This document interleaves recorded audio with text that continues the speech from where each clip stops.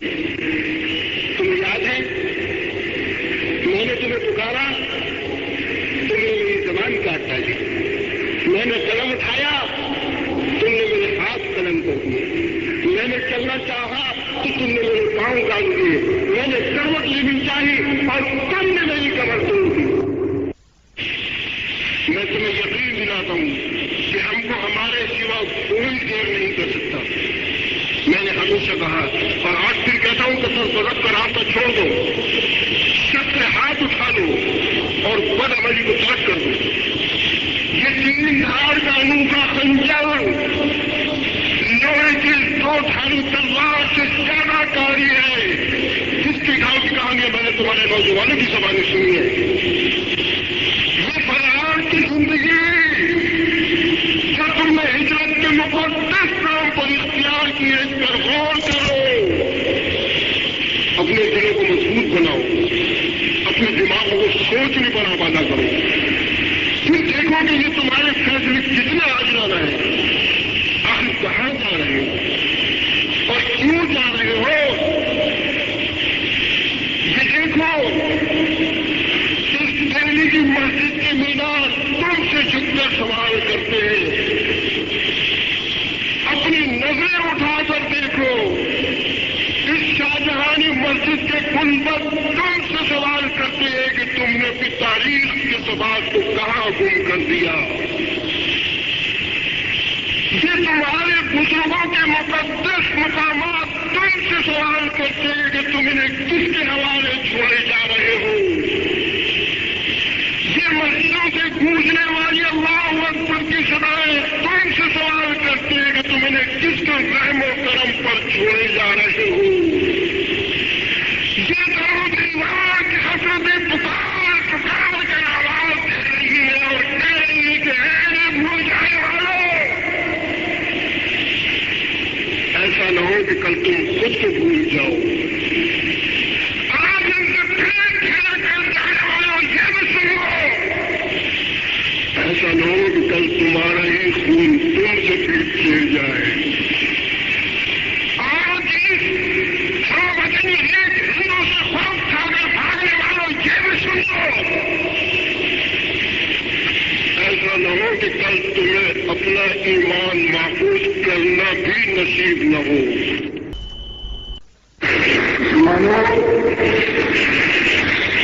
میرے بھائیوں، تم مادر وطن چھوڑ کر جا رہے ہو، تم نے سوچا اس کا انجام کیا ہوگا؟ تمہارے اس طرح فرار ہوتے رہنے سے یہ ہندوستان میں بسنے والے مسلمان کمزور ہو جائیں گے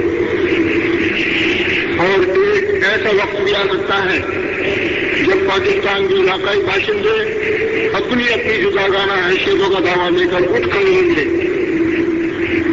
اگر تم بنگال میں جا کر آباد ہو جاؤ گے تو ہندوستانی کہلاؤ گے، اگر تم صوبہ پنجاب میں جا کر آباد ہو جاؤ گے تو ہندوستانی کہلاؤ گے، اگر تم صوبہ سرحد اور بلوچستان میں جا کر آباد ہو جاؤ گے تو ہندوستانی کہلاؤ گے، اگر تم صوبہ سندھ میں بھی جا کر آباد ہو جاؤ گے تو ہندوستانی کہلاؤ گے۔ اور جب یہ قومیں خود کو مستقل قرار دینے لگے تو ذرا غور کرو، کیا اس وقت تمہاری پوزیشن پاکستان میں بن بلائے مہمان کی طرح نازک اور بے خزانہ نہ رہ جائے گی؟ دیکھو اور غور سے سنو، ہندو تمہارا مذہبی مخالف تو ہو سکتا ہے لیکن مذہبی مخالف نہیں، اور تم اس صورتحال سے نمٹ سکتے ہو،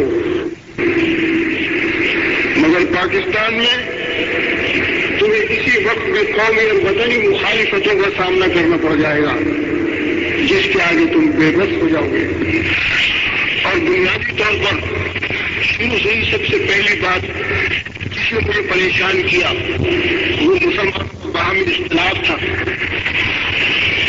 جو چند سرکاری ملازمین کا فیل اور چند خود غرض و مفاد پرست اشخاص نے حکومت برطانیہ کی سیاسی فریب کاری کا شکار بن کر مسلمان امت کو ہر سیاسی حق سے محروم اور ان کے ذہن کو مفلوج کر دیا. انہوں نے اس بات پر غور نہیں کیا کہ خود حکومت برطانیہ مسلمان گروہ کو ایک نظر سے دیکھا کرتی ہے جیسے ایک شوہر اپنے حرم کی بیوی کو دیکھتا ہے. اور پچھلے دنوں 1948 میں لکھنؤ کے ایک اجتماع سے بھی یہ بات کہہ چکا ہوں کہ ان بربادیوں میں جو 1947 کے بعد ہوتی رہی بدقسمتی سے ہر فرقہ پر جماعت کے لوگ اس میں اضافہ کرتے رہے اور کوئی جماعت ایسی نہیں جس کے دامن پر خون کا تھپڑا نہ لگا ہو. میں آپ سے درخواست کرتا ہوں کہ جس دروازے سے یہ فرقہ پرستی آئی ہے اس دروازے کو بند کر دیں. میرے عزیزان گرامی، میں آپ سے یہ بات معلوم کرنا چاہتا ہوں کہ اگر تم کسی خو چکا لاش پر ایک ریشمی لحاظ ڈال دو گے تو کیا یہ ثابت کر سکو گے کہ وہ مردہ لاش نہیں؟ اللہ علیم ہے کہ مجھے سورج اور چاند کے وجود کا اتنا یقین نہیں جتنا حق کی کامیابی اور باطل کے خسران پر ایمان ہے. کوئی سچی بات اس لیے ترک نہیں کی جا سکتی کہ لوگ اس کو استقبال نہیں کریں گے. سچ سچ ہے اگر تو تمام عالم میں اس کا ایک بھی دوست نہ ہو. سچائی کی فاتحانہ حقیقت پر میرا اعتقاد ہے اور اعلان حق اور امر بالمعروف کا فرض شرعی خوف ظلم و ہجوم میں سبحان سے طاقت نہیں دے جا سکتا. اگر دنیا میں جو لوگ ہیں جو ان کو چراغ کی روشنی دھندلی نظر آتی ہو تو یہ ان کی آنکھوں کا ذوق ہے. ان کی خاطر چراغ گل نہیں کیے جا سکتے. میں مسلمان ہوں اور میرے یقین کے لیے بس کرتا ہے جو میرے اللہ کی کتاب اور میرے نبی صلی اللہ علیہ وسلم کی سیرت نے بتایا ہے. میرا احساس ہے کہ آزاد رہنا ہر فرد اور قوم کا پیدائشی حق ہے. کوئی انسان یا انسان کی گھریلو بیوروکریسی یا اپنے رکھتی کے خدا کے بندوں کو اپنا محکوم بنائے. محکومی اور غلامی کے لیے کیسے ہی خوشنما نام کیوں نہ رکھ لی جائے لیکن وہ غلامی ہی ہے اور خدا کی مرضی اس کے قانون کے خلاف ہے. چنانچہ جب ہمارا اسلام مسلمانوں کو یہ فرض قرار دیتا ہے کہ وہ ایسی مسلمان حکومت کو بھی منصفانہ تسلیم نہ کریں جو قوم کی رائے اور انتخاب سے وجود میں نہ آئی ہو. اگر آج ہندوستان میں خالص مسلم حکومت قائم ہو جائے مگر اس کا نظام بھی شخصی ہو یا چند حاکموں کی بیوروکریسی ہو تو بحیثیت مسلمان ہونے کے اس وقت بھی میرا یہ فرض ہوگا کہ اس کو ظالم کو تبدیلی کا مطالبہ کروں. میرے عزیز دوستو، میرے بھائی، میں شروع سے کہتا آیا ہوں کہ اس سرزمین ہندوستان کو ہم نے اسلام کے ذخیروں کے لیے سب سے زیادہ قیمتی چیز دی ہے جس کی سب سے زیادہ احتیاج تھی. ہم اپنے ساتھ ذخیرہ لائے تھے اور یہ سرزمین بھی اپنے ذخیروں سے مالا مال تھی. ہم نے اپنی دولت اس کے حوالے کر دی اور اس نے اپنے خزانے کے دروازے ہم پر کھول دیے. ہم نے اسے جمہوریت اور انسانی مساوات کا پیغام پہنچا دیا. تاریخ کی پوری جائے صدیاں اس واقعے پر گزر چکی ہے. اب اسلام بھی سرزمین پر ویسے ہی دعویٰ رکھتا ہے جیسا ہندو مذہب رکھتا ہے. میں فخر کے ساتھ محسوس کرتا ہوں کہ میں مسلمان ہوں اور اسلام کی دنیا سے بہت شاندار روایتیں میرے دل سے آئی ہیں. میں تیار نہیں کہ تب کوئی چھوٹے سے چھوٹا حصہ بھی ضائع ہونے دوں. اسلام کی تاریخ، اسلام کی تعلیم، اسلام کے علوم و فنون، اسلام کی تہذیب میری دولت کا سرمایہ ہے. یہ میرا فرض ہے کہ اس کی حفاظت کروں. اگر ہم اپنے مستقبل کو خود اعتمادی اور ہمت کی نظر سے دیکھتے تو پھر آج ہماری رائے عمل بالکل صاف ہو جاتی ہے. یہاں آ کر شک، مذہب، بے عملی اور انتظام کی درماندگیوں کی پرچھائی بھی نہیں پڑ سکتی. یقین، جماؤ، عمل اور سرگرمیوں کا سورج یہاں کبھی نہیں ڈوب سکتا. وقت کا کوئی اٹھاؤ، حالات کا کوئی اتار چڑھاؤ، معاملوں کی چبھن ہمارے قدموں کا رخ نہیں بدل سکتی.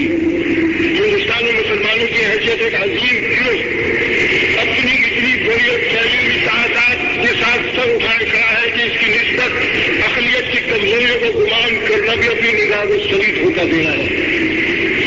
اگر یہی تعداد ملک میں 10 کروڑ کے اندر ہے، وہ ملک کی دوسری جماعتوں کی طرح معاشرتی اور نسلی تقسیم میں بٹی ہوئی نہیں ہے۔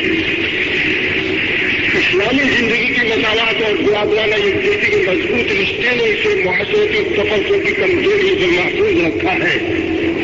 کیا انسانی تعداد کی عظیم مقدار اپنے حقوق اور مفاد کی نگہداشت خود نہیں کر سکے گی؟ میرے بھائیوں، تمہیں اتنا بھی احساس نہیں ہے؟ میں بار بار کہہ چکا ہوں کہ ہندوستان کے 11 صوبوں میں 4 صوبے ایسے ہیں کہ جہاں اکثریت مسلمانوں کی اور دوسری مذہبی جماعتیں اقلیت کی حیثیت رکھتی ہیں۔ اگر برٹش بلوچستان کا بھی اس میں اضافہ کر دیا جائے تو 4 کی جگہ مسلم اقلیت کے 5 صوبے ہو جائیں گے، اور وہ غیر مسلم 6 صوبوں میں اقلیت کی حیثیت رکھتے ہیں، تو 5 صوبوں میں ہماری اکثریت موجود ہے۔ ایسی حالت میں کوئی وجہ نہیں کہ مسلمانوں کے اقلیتی گروہ ہونے کا احساس مسترد کرے۔ 23 مارچ 1942 کو باغ بیرون دہلی دروازہ لاہور میں لاکھوں مسلمانوں کے عظیم اجتماع سے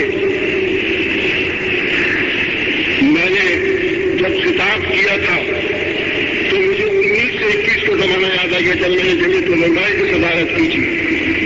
میں آپ کو یہ بتانا چاہتا ہوں کہ اس وقت میرے علم و ایمان کی جو صورت تھی اس میں اب تک ذرہ بھر تبدیلی نہیں ہوئی ہے۔ وقت کے تقاضوں سے بعض باتوں میں تبدیلی تو ہو سکتی ہے، لیکن جن چیزوں کی بنیادی ٹھوس عقیدہ اور حقیقت پر ہو وہ نہیں بدلتے۔ میں نے 18 برس کی عمر میں سوچ سمجھ کر فیصلہ کیا تھا، چنانچہ میں اب تک اس پر قائم ہوں۔ میں آنکھوں سے دیکھ رہا ہوں کہ میرے سامنے چراغ جل رہا ہے۔ اگر 20 لاکھ کے انسان بھی مجھے یقین دلانا چاہیں کہ چراغ نہیں جل رہا تو میں ایک مستقل حقیقت سے آنکھوں کو بند کرنے کے لیے تیار نہیں۔ میں آنے والے زمانے کو کمزوری اور تذبذب سے نہیں دیکھتا، بلکہ عزم و ہمت اور حوصلے سے دیکھ رہا ہوں۔ لیکن جو قوم اپنے آپ کو بچانے پر قادر رہا اس کو تحفظات نہیں بچا سکتے۔ یہ کاغذ کے پرزوں پر لکھے ہوئے قانون محفوظ نہیں کر سکتے۔ مسلمانوں کی تعداد 10 کروڑ ہے، اگر 10 کروڑ کے بجائے مسلمان 10 لاکھ بھی ہوتے اور ان کے دل میں یہ خیال ہوتا ہے وہ مرنے کے لیے تیار نہیں، زندہ رہنے کے لیے ہے، تو کوئی قوم ان کو نہیں مٹا سکتی۔ ہندوستان میں آباد اتنی بڑی مسلمان تعداد کو اقلیت قرار دینا اور ان کے لیے اقلیتی حقوق اور اقلیتی آزادی کا مطالبہ کرنا نہ صرف بزدلی ہے بلکہ ہندوستان کا مستقبل کی تباہ کن بھی ہے۔ میرے نزدیک ہندوستان میں مسلمانوں کی حیثیت ایک اقلیت کی نہیں بلکہ دوسری بڑی اکثریت کی ہے، اور یہ اکثریت ہندوستان کی قسمت کے تمام سیاسی و اقتصادی اور تمدنی فیصلوں برابر کے حقدار اور حصے دار ہے۔ بس میری جگہ کمزوری اور تجربہ کی نہیں بلکہ یقین اور ایمان کی ہے۔ لیکن اگر اتنی بڑی تعداد یعنی 10 کروڑ ہوتے ہوئے بھی تم یہ خیال کرتے ہو کہ فنا ہو جاؤ گے، مٹ جاؤ گے، تو اس کا کیا علاج ہے؟ کہ 10 کروڑ لاشوں کو کوئی تحفظ اور کوئی دستور نہیں بچا سکتا۔ میرے سینے میں کنگلی طے کری ہے، میں وہی حرارت آپ کے اندر پیدا کرنا چاہتا ہوں۔ اور دنیا میں وہی بچتا ہے جس کی قوم کی نسل مضبوط ہو۔ میں آپ کو آئندہ نقشے کے بننے سے نہیں روکتا، لیکن آل انڈیا کانگریس کی صدارت کے 2 برس میں نے جو کوششیں کی اور مسلمان لیڈروں نے جس طرح انہیں ٹھکرایا اس کو بیان کرنے کا یہ موقع نہیں، لیکن جل کی چیز یہ نقشہ نہیں اور درخت کو جل کی ضرورت ہے۔ آپ اس ابتدائی مقدمے اور اصول کو سمجھ لیتے تو آج سینکڑوں سوالات حل ہو جاتے، لیکن اب کیا ہو سکتا ہے؟ اب ہندوستان نے اگرچہ آزادی حاصل کر لی مگر اس کا اتحاد باقی نہیں رہا۔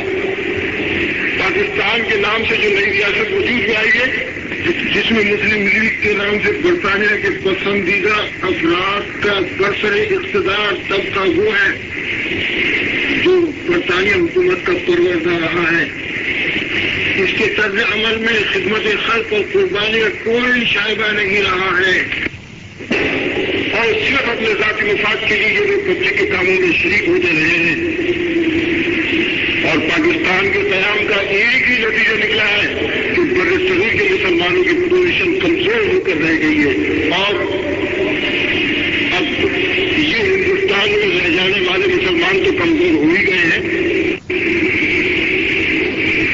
یہ ہندوستان میں رہنے والے کروڑوں مسلمان جو اب تک ہندوؤں کے ظلم اور انتقام کا شکار رہیں گے، پاکستان میں بسنے والے مسلمان ان کی کوئی بھی مدد نہ کر سکیں گے۔ اور اسی طرح پاکستان میں بسنے والے مسلمان جس معاشرتی، اقتصادی کمزوری اور سیاسی پسماندگی کے شکار رہیں گے، یہ ہندوستان میں بسنے والے مسلمان ان کی کوئی مدد نہ کر سکیں گے۔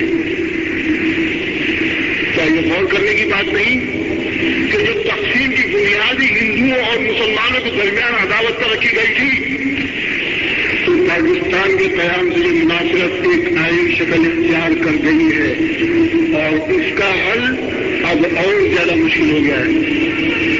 اور اسی طرح یہ دونوں ملک خوف و ہراس کے تحت اپنے اپنے فوجی اخراجات بڑھاتے چلے جائیں گے اور معاشرتی ترقی سے محروم ہوتے چلے جائیں گے۔ میں اس مسئلے کے دوسرے تمام پہلوؤں کو نظر انداز کر کے تنہا مسلم مفاد کی نقطۂ نگاہ سے بھی غور کرنے کے لیے تیار ہوں۔ اگر پاکستان کی اسکول کو کسی طور پر بھی مسلمانوں کے لیے مفید ثابت کر دیا جائے تو میں اسے قبول کر لوں گا اور دوسروں سے منوانے کے لیے اپنا پورا زور صرف کر ڈالوں گا، مگر حقیقت یہ ہے کہ اس اسکیم سے مسلمانوں کے جماعتی اور ملی مفاد کو کوئی ذرا بھی فائدہ نہ ہوگا۔ کیونکہ آج میں اگر ملامت کروں تو کیسے کروں اور کس کو کروں اور کیوں کر کروں؟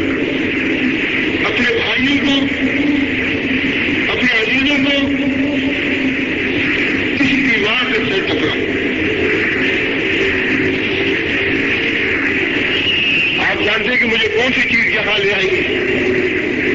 میرے لیے شاہجہاں کی مسجد، اس یادگار مسجد میں یہ پہلا اجتماع نہیں ہے۔ میں اس زمانے میں جس پر زین الدار کی بہت سی گردشیں بھی تھی تو میں یہی سے خطاب کیا تھا، جب تمہارے جسموں پر اس محرال کی جگہ اطمینان تھا اور تمہارے دلوں میں شک کے بجائے اعتماد تھا، اور آج تمہارے چہروں پر اختلاف اور دلوں کی ویرانی دیکھتا ہوں تو مجھے بے اختیار پچھلے چند برسوں کی بھولی بسری کہانیاں یاد آ جاتی ہیں۔ تمہیں یاد ہے میں نے تمہیں پکارا، تم نے میری زبان کاٹ ڈالی، میں نے قلم اٹھایا، تم نے میرے ہاتھ قلم کر دیے، میں نے چلنا چاہا تو تم نے میرے پاؤں کاٹ دیے، میں نے کروٹ لینی چاہی اور تم نے میری کمر توڑ دی۔ حتیٰ کہ پچھلے 7 برس کی تسلم سیاست جو تمہیں آج جدائی دے گی ہے، اس کے غیر شباب میں میں نے تمہیں خطرے کی شاہراہ پر چھوڑا، لیکن تم نے میری قدر سے نہ صرف اعراض کیا بلکہ غفلت اور انکار کی ساری سنتیں تازہ کر دی۔ نتیجہ معلوم کہ آج ان خطروں نے تمہیں گھیر لیا جس کا اندیشہ صراط مستقیم سے تمہیں دور لے گیا۔ سب پوچھو تو میں جمود ہوں، ایک دور افتادہ سزا ہوں جس نے وطن میں رہ کر غریب الوطنی کی زندگی گزارتی ہے۔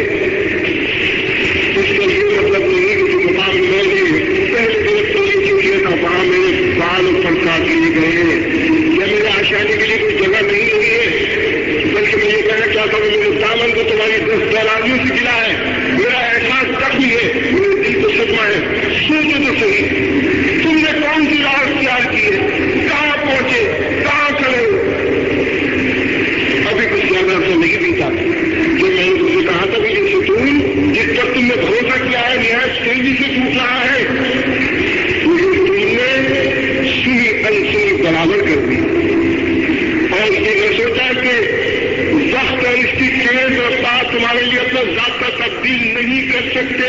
تم دیکھ رہے ہو کہ جن سہارے پر تمہیں بھروسہ تھا وہ تمہیں لاوارث سمجھ کر تبدیل کے حوالے کر گئے، اور وہ تبدیل جو تمہاری وقت کی منشا سے مختلف مفہوم رکھتی ہے، یعنی تمہارے نزدیک سے دائیں ہمت کا نام تبدیل ہے، میں تمہارے زخموں کو کھولنا نہیں چاہتا اور تمہاری اضطراب میں مزید اضافہ میری خواہش نہیں، لیکن اگر کچھ دور ماضی کی طرف پلٹ جاؤ تمہارے لیے بہت سی گرہیں ہو سکتی ہیں۔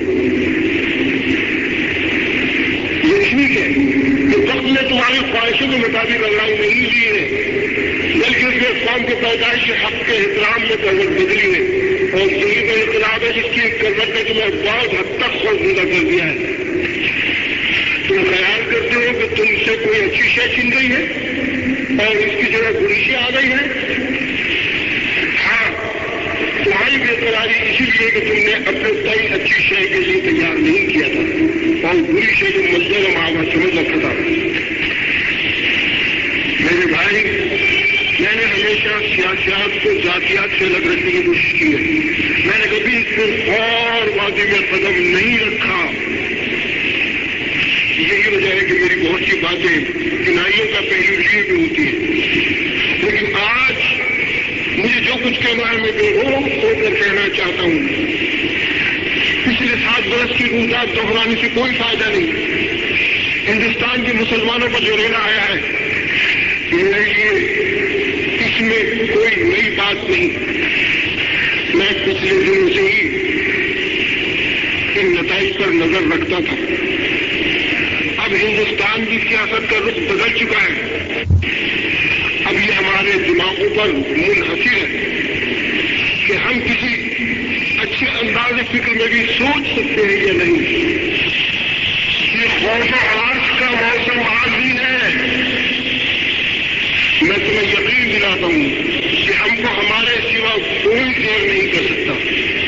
میں نے ہمیشہ کہا اور آج پھر کہتا ہوں کہ تصرف کا راستہ چھوڑ دو، شک سے ہاتھ اٹھا دو اور بد عملی کو ترک کر دو۔ یہ 3 ہزار کا انوکھا خنجر لوہے کی 2 دھاری تلوار سے زیادہ کاری ہے، جس کے گاؤں کی کہانیاں میں نے تمہارے نوجوانوں کی زبانیں سنی ہے۔ یہ فرار کی زندگی جو تم نے ہجرت کے مقدس نام پر اختیار کی ہے، اس پر غور کرو، اپنے دلوں کو مضبوط بناؤ، اپنے دماغوں کو سوچنے پر آمادہ کرو، پھر دیکھو کہ یہ تمہارے فیصلے کتنے آگے رہے ہیں، آخر کہاں جا رہے ہو اور کیوں جا رہے ہو۔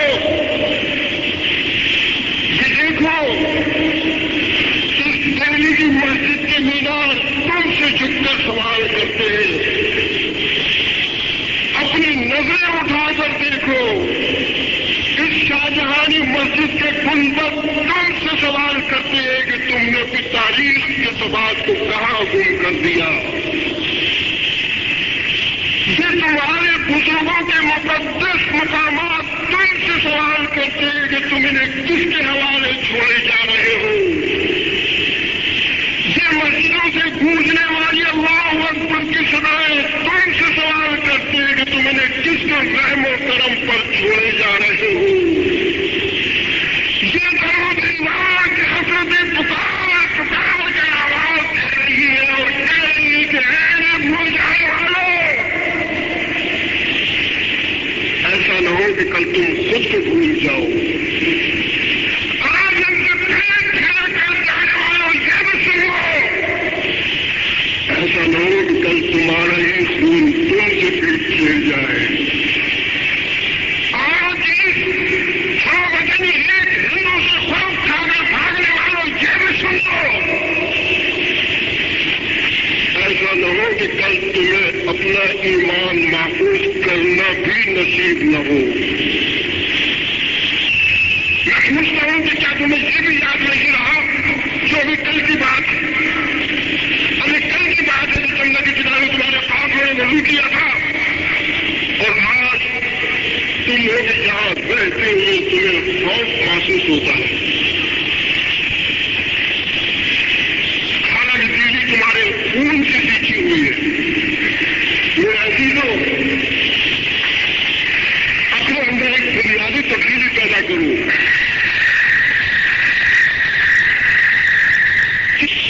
ان آوازوں سے ڈرو نہیں میرے بھائیوں۔ جتنی جنبش دشمن کو گولی چلاتے وقت اپنی انگلی کے اندر ہوتی ہے، مسلمان کے دل پر اس کا عشر عشیر اضطراب بھی نہیں گزرتا. مسلمان اور بزدلی یا مسلمان اور اشتعال ایک جگہ جمع نہیں ہو سکتے. مسلمان کو نہ تو کوئی تما ہلا سکتی ہے اور نہ کوئی خوف ڈرا سکتا ہے. چند انسانوں کے چہرے غائب اور نظر ہو جانے سے ڈرو نہیں، انہوں نے تو بچانے کے لیے ہی اکٹھا کیا تھا. آج انہوں نے تمہارے ہاتھ سے ہاتھ کھینچ لیا ہے تو یہ تعجب کی بات نہیں. یہ دیکھو کہ تمہارے دل تو ان کے ساتھ ہی رخصت نہیں ہو گئے. اگر دل ابھی تک تمہارے پاس ہے تو انہیں اس خدا کی جلوہ بناؤ جس نے آج سے 1300 برس پہلے عرب کے ایک امی صلی اللہ علیہ وسلم کی معرفت فرمایا تھا. اور جو خدا کو ایمان لائے اور اس پر جم گئے تو پھر ان کے لیے نہ تو کسی قسم کا ڈر ہے نہ کوئی غم ہے. ہوائیں آتی ہیں اور گزر جاتی ہیں. یہ سلسلہ صحیح مگر اس کی عمر کچھ زیادہ نہیں.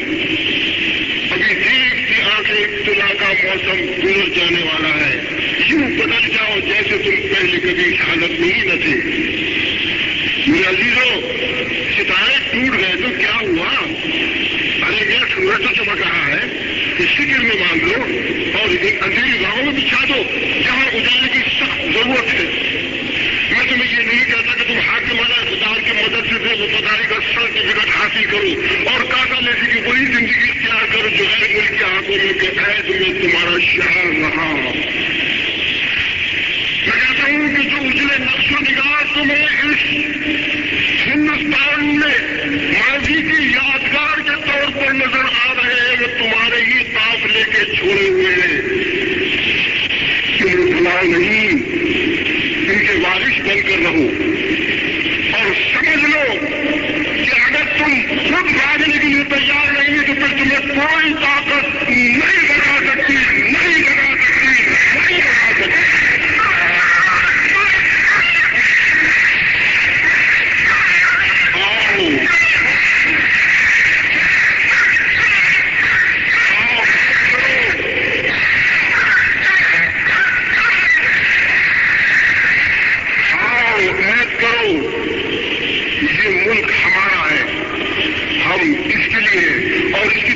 بنیادی فیصلے ہماری آواز کے بغیر ادھورے ہی رہیں گے.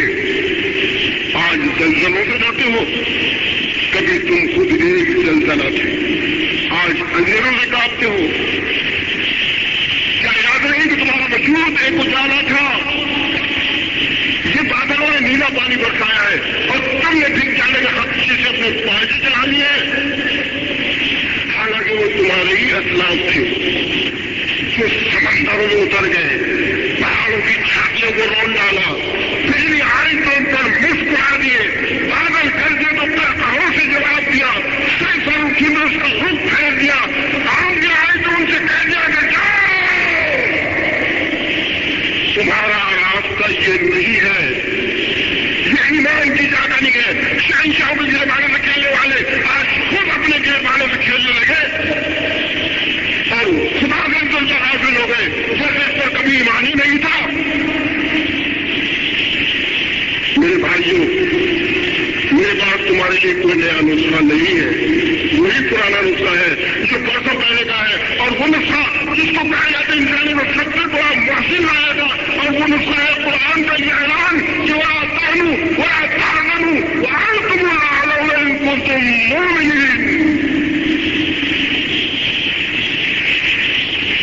آج کی صحبت ختم ہو گئی. مجھے جو کچھ کہنا تھا وہ میں اختصار کے ساتھ کہہ چکا ہوں اور پھر کہتا ہوں اور بار بار کہتا ہوں کہ اپنے حالات پر قابو رکھو، اپنے گرد و پیش اپنی زندگی خود فراہم کرو. یہ منزل کی چیز نہیں کہ میں تمہیں خرید کر لا دوں. یہ تو دل کی دکان ہی میں ہمارے سوالیا کی نقدی سے ہی دستیاب ہو سکتی ہے. اور ان علماء سو کے بارے میں کیا کہہ سکتا ہوں جنہوں نے مسلمان امت کے ذہن کو منتشر کر کے رکھ دیا، سوائے اس کے کہ سانپ اور بچھو ایک سوراخ میں جمع ہو جائیں گے، لیکن یہ उलमा दुनिया परस कभी एक जगह इकट्ठे नहीं हो सकते। कुत्ता का मतलब वैसे तो खामोश रहता है, लेकिन इधर कसाई ने हड्डी फेंकी और उधर उनके पंजे तेज और दांत जहरालूदा हो गए। यही हाल इस सुधारे दुनिया का है। मगर मैं तुमसे मालूम करना चाहता हूं कि क्या माकूलियत और हकीकत की मौजूदगी से हमें इस कदर मायूस हो जाना चाहिए कि हम मौत और बर्बादी के सैलाब में कूदने से पहले ये भी मालूम नहीं कर सकते कि ये सब कुछ क्यों हो रहा है और खुद हमारी किस्मत पर इसका क्या असर पड़ेगा।